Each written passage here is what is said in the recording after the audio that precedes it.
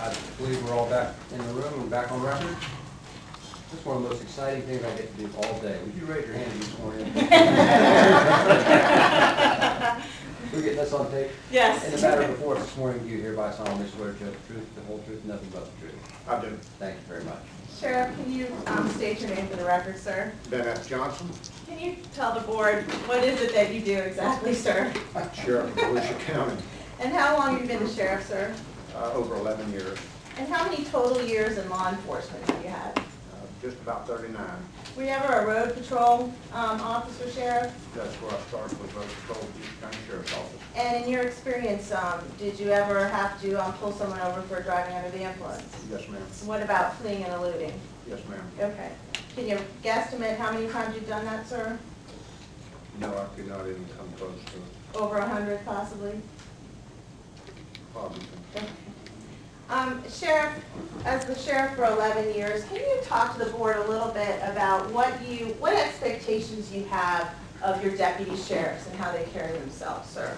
Well, we expect our deputies to take and follow state law, county policy and procedure, ordinances. We expect them to take and live a lifestyle that is a credit to the county and the Volusia County Sheriff's Office. And that's both on duty and off duty, sir? Yes, ma'am. Okay. And in terms of off-duty conduct, tell us a little bit about what your expectation is on your sheriff's then as well. Well, we understand that people don't make mistakes from time to time, but we do expect them to take, and once again, to follow state law, to not embarrass the county of Volusia, the Volusia County Sheriff's Department, to follow the policies and procedures that are in place for off-duty behavior. And would you expect your deputy sheriffs, your lieutenants, anyone in your chain of command, sir, to be respectful of other law enforcement agencies? Yes, ma'am, very much so. It's something that we expect our people to, as we expect other law enforcement agencies and other law enforcement officers to respect our officers. Why is that important, sir? It's very important for how you interact with other agencies. And it's even more important for agencies that are in the same jurisdiction as you are, because you rely on each other for task forces, task squads, mutual aid, your day-to-day working relationship, the flow of information, the partnerships that we have. So it's very important no matter what agency it is, but even more important when it comes to your agencies that you work with on a day-to-day basis. Thank you, sir. Sheriff, do you know Mr. Scott Flesh? I know him as Deputy Flesh, yes, ma'am. How long have you known him as Deputy Flesh, sir? I believe it was 2006 he was hired. Okay. What was your reaction when you learned of his conduct of December 5th, 2010? Severe disappointment. I was really amazed at that kind of activity. Sadness. I was very disturbed by the activity. Okay. How is it how did you learn that information, sir? From what I recall, Chief Deputy Bill Lee called and informed me of it. Is that something that normally Chief Lee would do or Chief Coffin would do now? Yes, ma'am. Anytime that we have an issue that comes up to the Sheriff's Department, sometimes I get called directly, but usually it comes through the chain of command.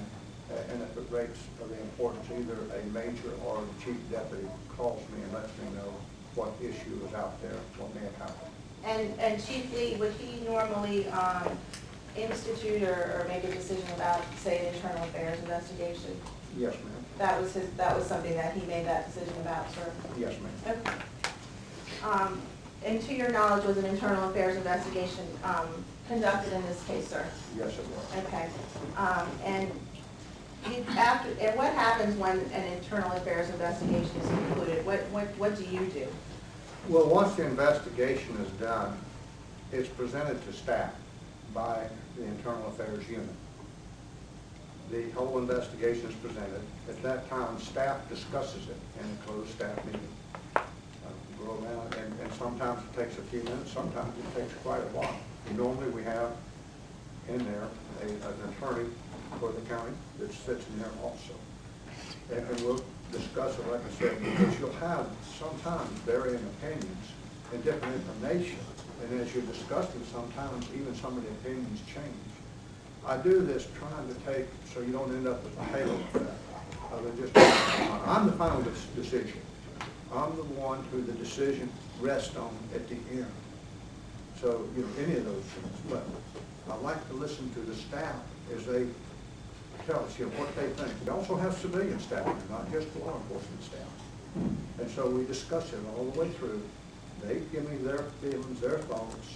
I normally, you know, take me some notes on it. I decided on it, I think about it, then at the end, it's my decision as to how we do it. But I should try to stay away from the halo effect of just me thinking about it, because I want more global perspective as to how we do it and what we do, and to make sure that I get all the proper information, and that I get even, normally it'll be thrown in there, good things about them, or different things. So, you know, the more personal things about them also. Did that occur in this case, Sheriff? Yes, it did. Okay. After receiving the Internal Affairs investigation report and having your staffing, did you make the decision to terminate Scott Flush's employment? Yes, I did. Can you please explain to the board why you concluded this was the appropriate punishment? Well, Mr. Flesh had gotten into a fight at a bar in Daytona. He left the scene, driving in a reckless manner. He fled the Daytona Beach Police Department. He hit a curb and even did some damage to his vehicle. He stopped. He was extremely unprofessional to the officers of the Daytona Beach Police Department. He was arrested for those offenses. And that included the fact that he was intoxicated and drove under the influence? He was arrested for the DUI and also for the fleeing and eluding. And because of those reasons, yes, that's why. In your tenure as sheriff, and it's been 11 years, sir, have you ever terminated another employee for conduct similar to Deputy Flush's? Yes, ma'am. Can you talk a little bit or explain to the board about Deputy Omar Lopez, if you can recall? Omar Lopez and Austin Littleton were both riding motorcycles from the city of Edgewater. I know that Austin, for sure, pulled the wheelie, at which time he got the attention of some officials in Edgewater, which I believe was actually animal control. And according to information we gathered from Littleton, they decided that they would probably be having the police department looking for them, so they turned and went down a side road. Well, in the meantime, the Edgewater Police Department was notified, and when they pulled up, Littleton stopped, and Omar Lopez fled from the officers. So, Littleton, I'm sorry, go ahead, sir. okay, Littleton did give the information of who was with him, and I terminated Omar Lopez for fleeing and eluding a police officer. And actually, he was given the notice that he was going to be terminated, and he submitted a letter of resignation. Thank you, Sheriff. Can you also explain, have there been cases, strike that, so in terms of the discipline between Deputies Littleton and Lopez, you treated them differently. Can you just highlight again to the board as to why? Austin Littleton did not flee the police officers. Austin Littleton stayed at the scene. Austin Littleton answered their questions, and I suspended Austin Littleton, I believe it was for 30 days. Okay. And then, but you did terminate. I terminated Lopez because he was charged with fleeing and eluding a police officer because he outran Edgewater police officers. Now, if he ultimately was not convicted of the felony fleeing and eluding, would that have changed your decision to terminate him? It would not have changed my decision whatsoever, because quite frequently these cases are plea bargained down, but the offense was still there. And that leads me into this case, sir. Is it your understanding that Deputy Flesh did enter in a plea bargain in this case? Are you aware of that, sir? Yes. The fact that those criminal charges may have been resolved on lesser offenses, would that have changed your mind in terms of your decision to terminate Deputy Flesh? No, it would not. Can you go ahead and explain why not, sir? He still was, well, once again, quite frequently, especially in the first offense, they do allow you to plea it down.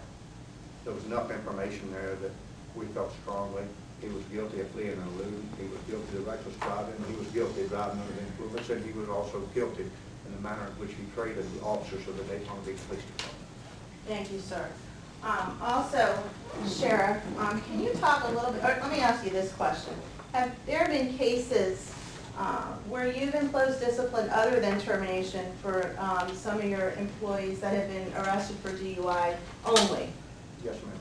For instance, can you talk a little bit to the board a little bit about Deputy Harvey?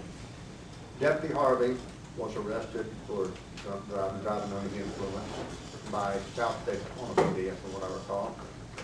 And Deputy Harvey did not flee. He was stopped. He was cooperative. He was polite.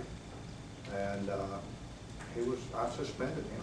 Okay. Do you consider Deputy Flesh's behavior different than Deputy Harvey's, sir? Yes, ma'am, it was. And the other case that during Mr. Blitch mentioned Deputy Zimmermer, Sheriff. Can you talk to the board a little bit about Deputy Zimmermer? Deputy Zimmer was involved in an incident at his home where alcohol was involved, and he got into a fight with a young man. And